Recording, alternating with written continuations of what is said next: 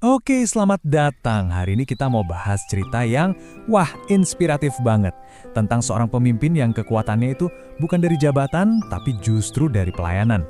Namanya Santo Godfrey. Nah, sebelum kita mulai, saya mau ajak Anda mikir sebentar. Ada satu pertanyaan nih yang jadi inti cerita kita. Biasanya kan kita mikir, kekuatan itu ya soal kekuasaan, soal kontrol, ya kan? Tapi, gimana kalau kelembutan itu sendiri adalah sebuah kekuatan? Beneran bisa nggak? Nah, cerita Godfrey ini mungkin bisa kasih kita jawabannya. Oke, kita langsung mulai aja ya. Babak pertama dalam hidupnya.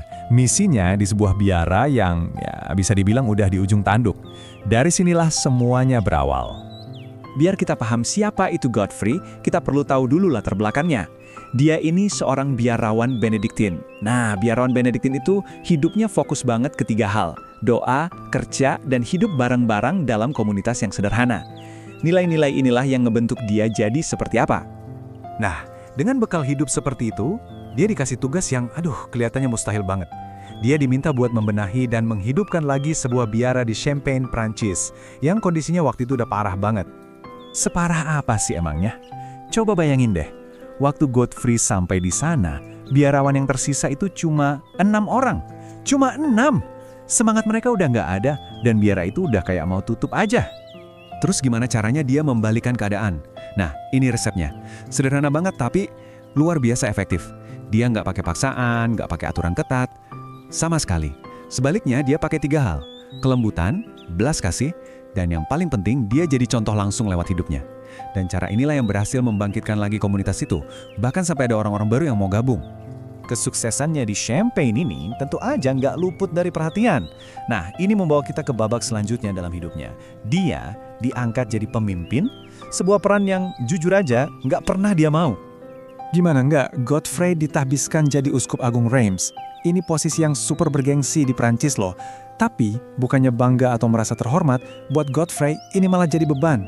Ada catatan yang bilang kalau dia justru sedih banget harus ninggalin biaranya yang kecil dan sederhana itu.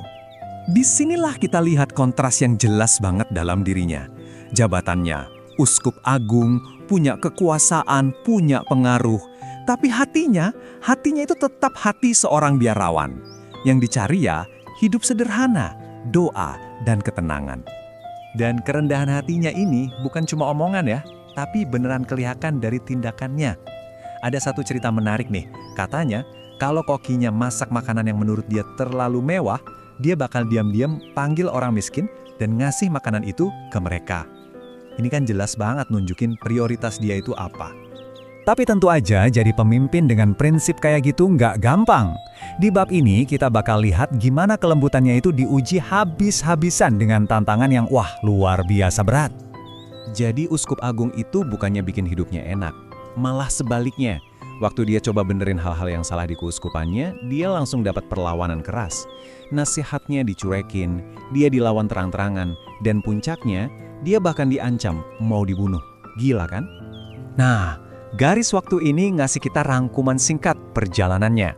Dari biarawan biasa, jadi kepala biara yang sukses, terus jadi Uskup Agung yang malah dapat banyak cobaan. Tapi dia tetap bertahan di jalannya itu sampai akhir hayatnya di bulan November tahun 1115. Dan ini poin paling pentingnya. Di tengah semua perlawanan dan ancaman itu prinsipnya nggak pernah goyah sedikit pun. Dia tetap setia dan dia memilih untuk nggak membalas kejahatan dengan kebencian. Dia balas dengan, itu tadi, kelembutan yang teguh. Kisah hidupnya ini ninggalin warisan yang dalam banget. Sekarang, yuk kita coba tarik beberapa pelajaran penting yang nggak lekang oleh waktu dari Santo Godfrey. Jadi apa aja sih yang bisa kita ambil dari ceritanya? 1, kesucian itu datangnya dari kerendahan hati. 2, pemimpin sejati itu ya pelayan, yang siap berkorban. 3, kelembutan itu punya kekuatan untuk menghidupkan. 4, kadang-kadang membela yang benar itu justru bikin kita menderita. Dan yang terakhir dan mungkin yang paling penting, kasih itu harus dalam bentuk tindakan nyata, bukan cuma kata-kata. Pada akhirnya, inilah dampak hidupnya.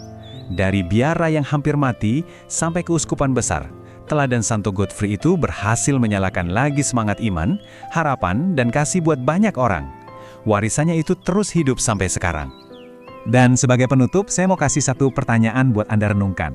Dari semua pelajaran tadi, soal kepemimpinan, kerendahan hati, dan kekuatan dari kelembutan, kira-kira pelajaran mana sih dari Santo Godfrey yang paling kena buat Anda di hidup Anda sekarang? Coba deh dipikirin. Terima kasih ya sudah menyimak.